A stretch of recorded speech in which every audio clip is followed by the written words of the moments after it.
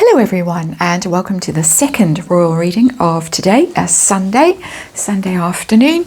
I still have the Shadowland Tarot on the tarot table today because I am reading on Harry and the scapegoat narrative that Omid Scobie basically warned the royals about.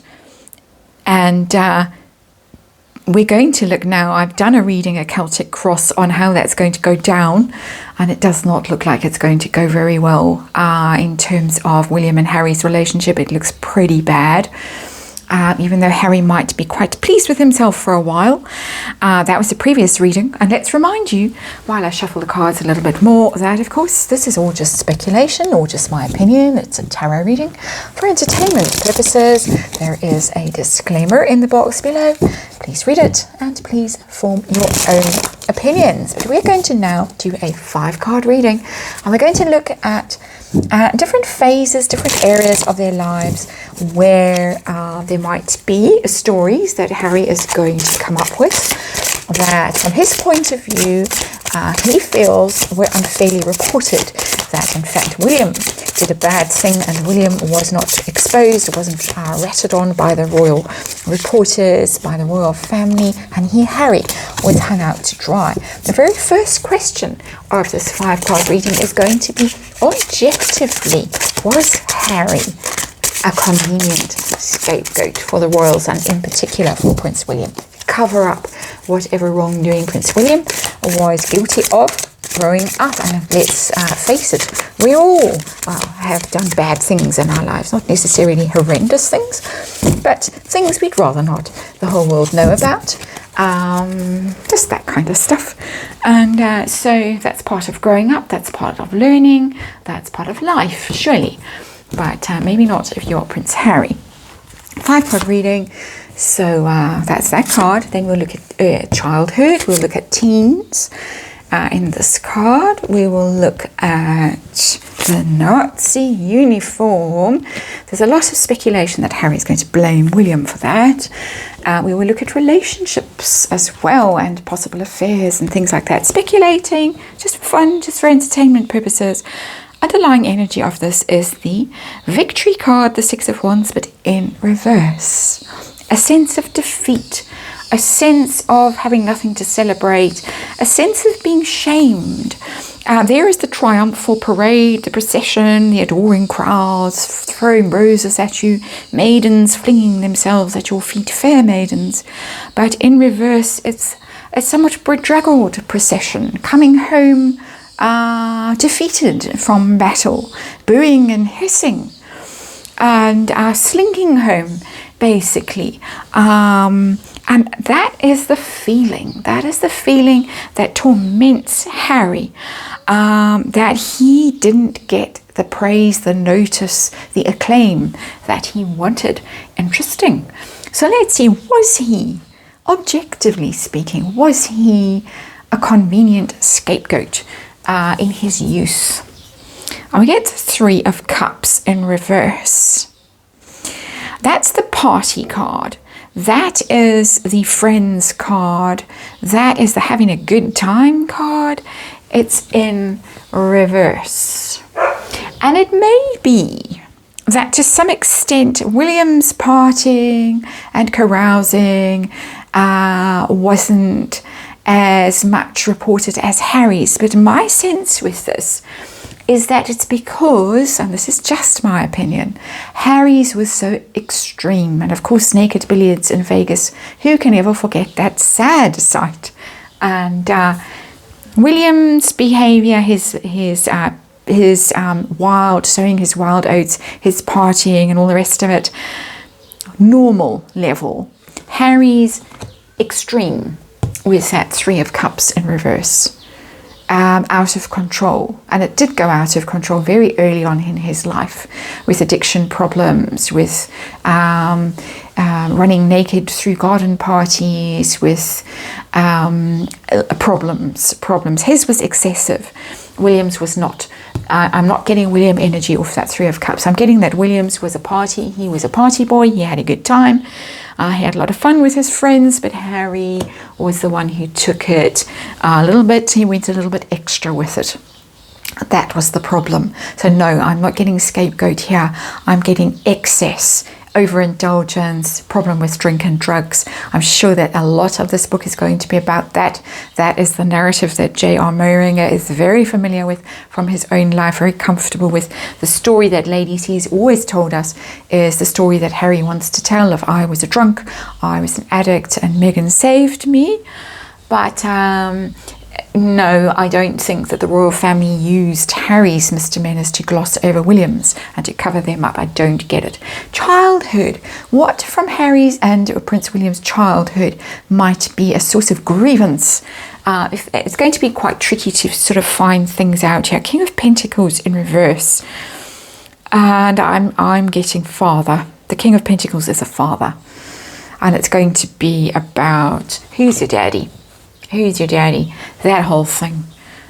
He might well address it in his book, that William didn't have to endure the shame and the scrutiny and the mockery and all the rest of it that Harry had to endure because there was all this speculation about who's your daddy in Harry's life, and still is virtually constant speculation and social media. Wherever one goes, people put up side by side pictures of has-been and the gardener who lives down somewhere, I think in Devon, the ex-riding master, shall we call him. And that, I think, is the problem of parentage, problem of DNA. What did Harry call it? Genetic pain. And I think he misspoke.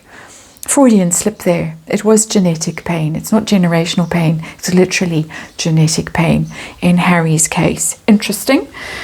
Teen years.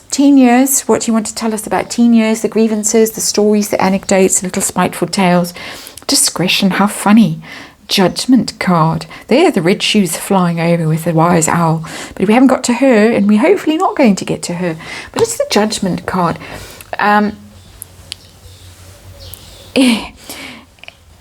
It tells me that Prince William's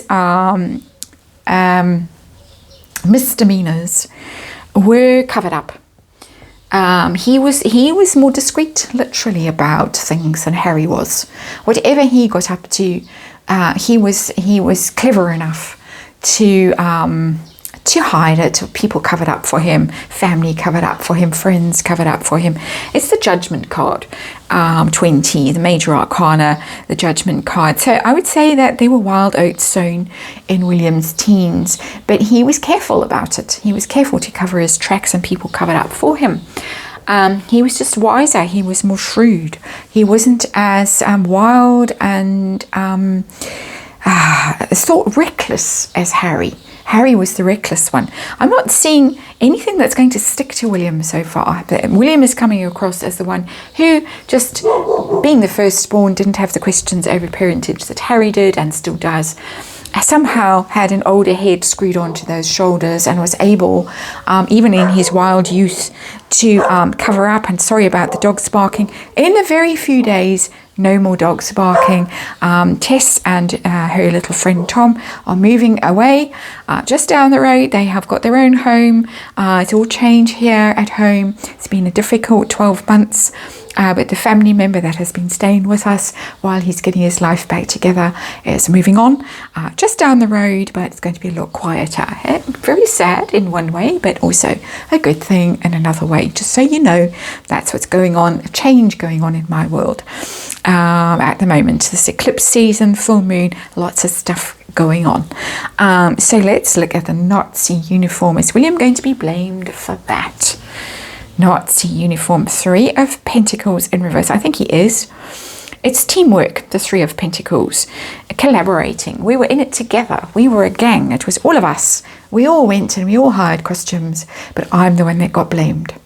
And it should have been William that got blamed. I think we are going to get that story, that it was William's fault, that it was a gag that we were all complicit in, but I was the one that was hung out to dry, and still am, because again, like the who's your father thing,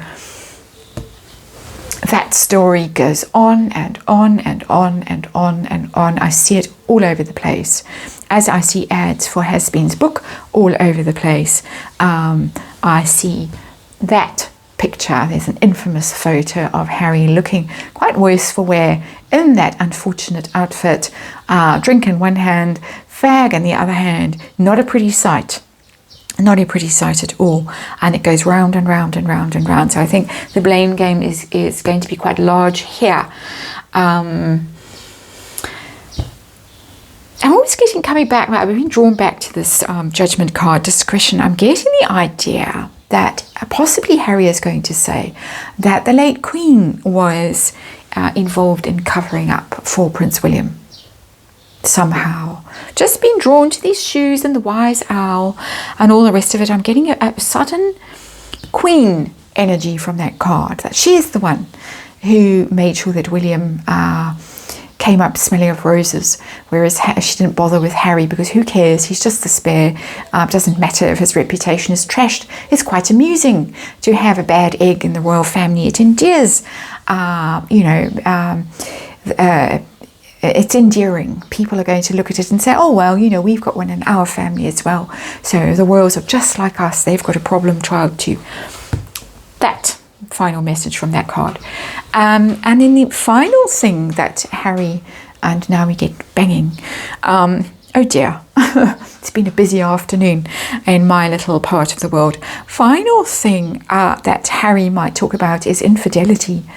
And William got away with it, and Harry was always being, packed with this one and that one, and he didn't have such an easy ride, whereas William, whatever shenanigans were going on behind the scenes,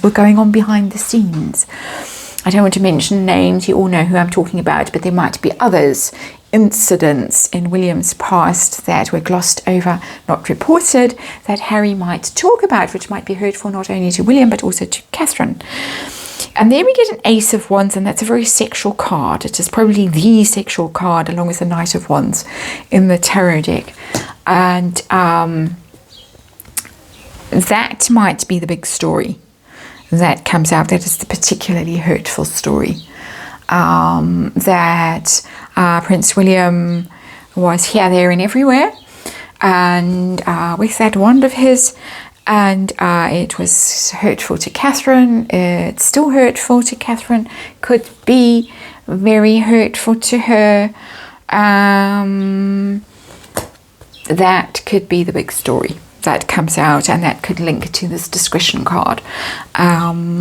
So yeah, I do think that whatever ghosts, whatever skeletons are rattling around in Prince William's closet, those skeletons are going to be giving an airing on the 10th of January, whether he likes it or not, and he's not going to like it. Seen that in the previous reading. He's not going to like it at all. Harry has got his little tales to tell. Once those tales are told, what else does he have? Nothing but risky business that he's involved in if he's going to go down this road, selling his brother down the river. Not a nice look. It might give him a little bit of power and glory, but ultimately it's going to cost him a lot. My opinion. That's the reading. Thanks for watching it, and I will hopefully see you again tomorrow.